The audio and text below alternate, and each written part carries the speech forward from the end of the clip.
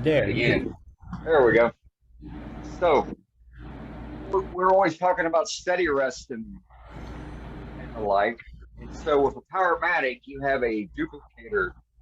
Well, in the 3520B and C, you have duplicator arms where you can set up between your centers the spindle or whatever it is that you're trying to copy. And so what I did is I took made myself a steady rest.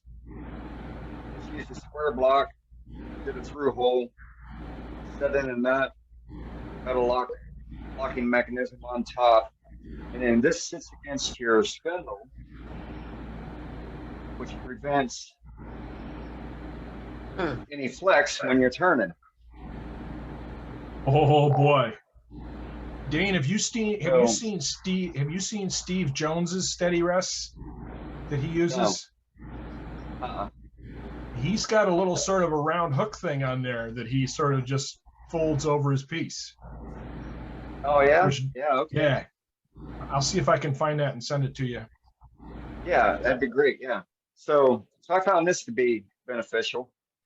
That just gave me an idea, Dane. Yeah, me too. Right.